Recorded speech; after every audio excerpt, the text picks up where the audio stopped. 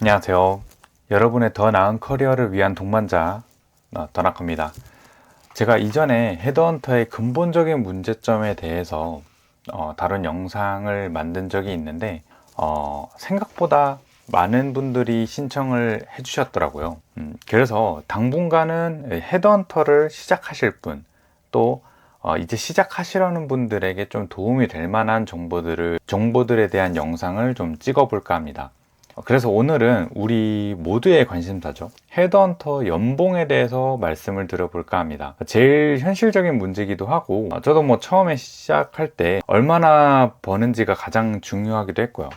또 어디 인터넷이나 이제 책 같은 곳에서 보고 오셔가지고, 헤드헌터 연봉 한 1억 정도 벌지 않나요? 라고 이제 말하시는 아주 강력한 희망을 품고 오시는 분들도 봤기 때문에 좀 필수적인 문제라고 생각했습니다. 현실적인 헤드헌터 연봉과 함께 헤드헌터의 연봉이 어떤 구조를 갖고 있는지, 보통 어느 정도 버는지 알아보도록 하겠습니다. 그 대답에 대한 설명을 드리기 위해서 헤드헌터 연봉 구조가 어떻게 되는지도 좀 함께 말씀드리고자 합니다. 결론부터 말씀드리자면 이렇게 말씀드려서 죄송합니다. 너무 천차만별이라 알 수가 없습니다. 이게 이제 정석적인 대답이죠. 왜냐면 헤드헌터가 주로 프리랜서 형태이기 때문인데요. 하지만 그럼에도 불구하고 제가 정규직 프리랜서에 따른 연봉 차이랑 일반적으로 시작한 지 한 1, 2년 정도 됐을 때, 처음에 시작할 때 어느 정도 벌 수 있을지에 대한 얘기를 좀 드리고자 해요. 우선은 정규직입니다. 헤드헌터 업계에서는 꽤 희귀한 경우기는 한데요. 실제로 몇몇 서치펌에서는 정규직 헤드헌터를 채용하고 기업을 운영하는 형태를 가지고 있습니다. 가끔 공고가 올라오기는 하는데 나름 초봉치고는 나쁘지 않게 줍니다. 정규직이 워낙 없기도 하고, 이제 뭐 업계가 조금 작다 보니까 정확한 데이터는 없지만 대략 3천 중반 정도로 시작하는 걸로 알고 있습니다. 신입치고는 나쁘지 않은 연봉이죠. 다만 상승률이 그렇게 높지 않은 편이고, 이게 헤드헌터를 하시는 분들이 보통 기존에 가지고 있던 직장이 있으시다 보니까 3천이 조금 많이 모자라다 생각하실 수도 있는 액수기는 합니다. 이런 그 정규직 프리랜서 헤드헌터는 어떻게 시작하는지 좋은가에 대해서도 나중에 영상을 한번 만들어 보도록 하겠습니다. 다음은 주류를 이루고 있는 프리랜서입니다.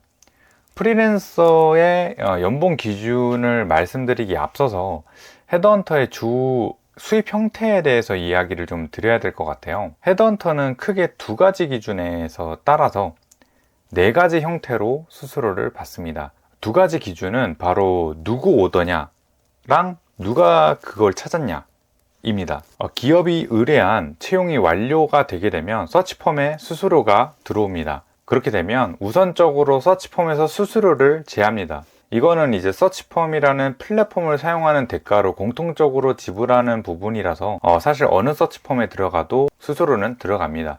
기본적으로 30%를 가져가게 되는데, 그거는 이제 서치펌에 따라서 조금씩 다르니까 꼭 확인을 하시고 서치펌에 입사를 하시길 바라겠습니다. 그거 관련된 것도 나중에 한번 다뤄볼게요. 그 후에 그 채용권에 대한 오더를 누가 석세스, 채용을 완료시키는 거를 헤드헌터 업계에서는 석세스라고 하거든요. 즉 채용 완료를 누가 시키는지에 따라 그 남은 수수료의 배분이 결정이 됩니다. 크게 네 가지로 볼 수 있는데요. 복잡하시게 생각할 거 없고 제가 일단 표를 띄워드리기는 할 텐데, 본인 오더, 즉 본인이 기업으로 받은 채용 의뢰에 대한 후보자를 본인이 찾아내면 서치펌 수수료를 제한 나머지 모두를 본인이 받는 거예요. 내 오더를 내가 찾았으니까. 내가 찾아낸 게 아니라 서치펌의 다른 누군가가 나 대신 후보자를 찾아줬다면 그것의 절반을 내가 받는 형태입니다. 그러니까 반으로 나누는 거죠. 이 얘기를 왜 꺼냈냐면요, 본인이 대기업이나 좋은 오더를 인사팀으로부터 이미 받으신 분이 있으시면 우선 손 들어주세요. 손 들으신 걸로 그대로 뒤로 가기 버튼 누르셔서 나가시면 되겠습니다. 금수저분들은 저한테 조언을 받으실 필요가 없습니다. 농담이고요. 제가 말하고 싶은 거는, 헤드헌터를 막 시작하시는 분들은 당연히 본인 오더가 없습니다. 그래서 보통 기존의 오더를 가지고 있는 헤드헌터 분들의 오더를 코워크해주는, 아까 말씀드렸죠, 남이 찾아준다고, 이거를 헤드헌팅 업계에선 코워크라고 하는데, 이렇게 코워크를 해주는 형태로 시작을 하실 겁니다. 아니 그래서 얼마 받냐고 하고 좀 슬슬 답답해 하실 것 같은데요, 죄송합니다. 근데 헤드헌터 스스로는 이게 건당으로 받는 게 아닙니다. 채용 성공한 인재가 최종 협상한 연봉의 퍼센테이지에 따라서 수수료를 받습니다. 보통은 10%에서 20% 정도 받고요. 퍼센테이지에 대한 정도는 PM, 즉 오더를 가지고 있는 사람이 어떤 조건으로 그 기업과 계약했는지에 따라 다릅니다. 보통 연봉의 액수에 따라 또는 직급에 따라서 퍼센테이지를 달리 계약합니다. 그것도 이제 코워크를 하실 때 이 오더가 채용 수수료가 몇 퍼센트인지도 확인하셔서 코워크를 하시면 좋습니다. 좋은 게 아니라 사실 필수적으로 하셔야 되는 부분이기도 하죠. 제가 계속 돌아왔는데 제가 왜 단정지어서 얼마 받는지 말 못했는지 좀 아시겠죠? 이게 한 달에 한 건, 한 달에 두 건 한다 이렇게 가정을 하더라도 변수가 정말 어마어마하게 많습니다. 그래도 제가 그럼에도 불구하고 초기 헤드헌터 분들 기준으로는 좀 대략적으로 말씀을 드릴 수 있을 것 같아요. 이 부분은 좀 굉장히 솔직하게 말씀드리겠습니다.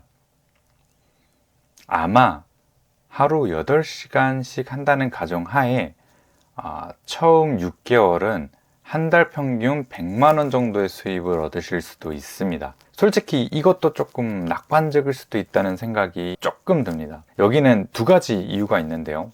너무 절망하지 마시고요. 일단 들어보세요. 첫 번째는 기간적인 문제입니다. 이거는 물리적인 문제예요. 어떤 거냐? 헤드헌터는 통상적으로 후보자가 의뢰한 기업에 최종적으로 입사한 후에 한 달 이내에 수수료를 지급합니다. 잘 생각해 보세요. 채용 보통 어느 정도 걸립니까? 최소 한 달은 걸려요. 그리고 서칭 하시는 시간도 필요합니다. 보통 서칭을 통해 이력서를 받는 데까지 또 일주일이 걸립니다. 보통 주말 중에는 이력서를 작성해서 전달을 주시니까요.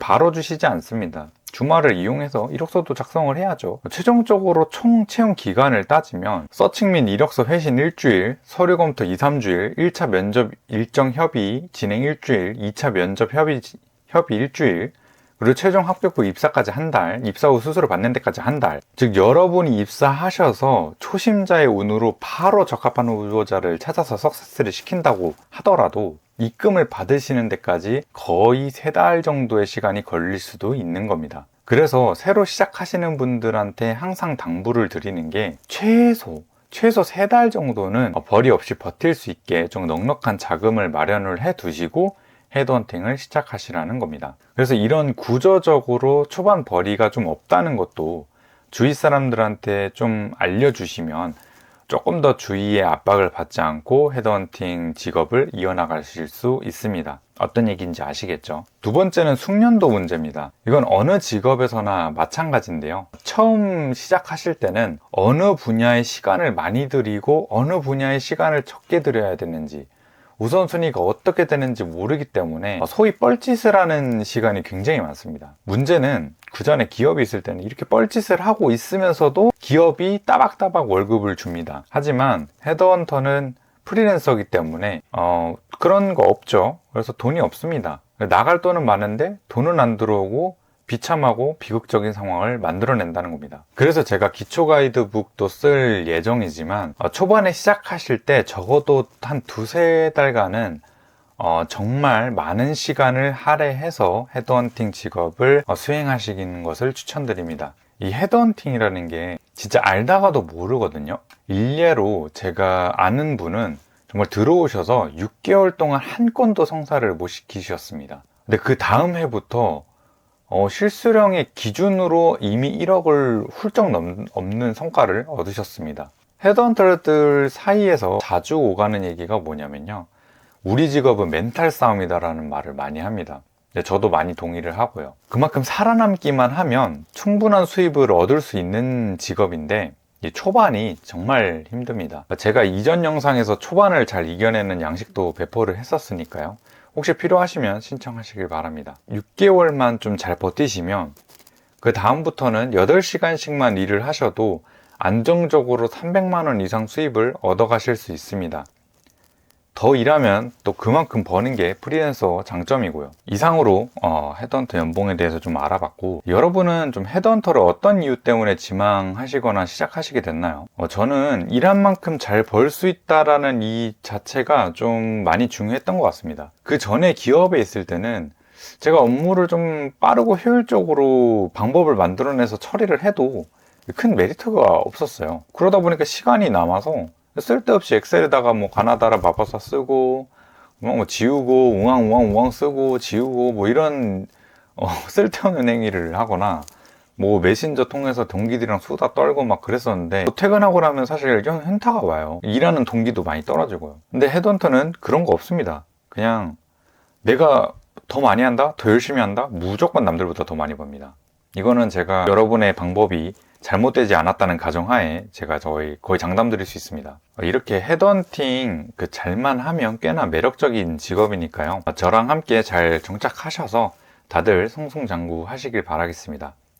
오늘도 시청해 주셔서 감사하고, 혹시 헤드헌팅 관련해서 궁금하신 부분들이 있으면 좀 댓글로 남겨주세요. 제가 다음 영상 만들 때는 질문하신 내용을 위주로 좀 만들어 보려고 합니다. 감사합니다. 더 나은 커리어 더나커였습니다.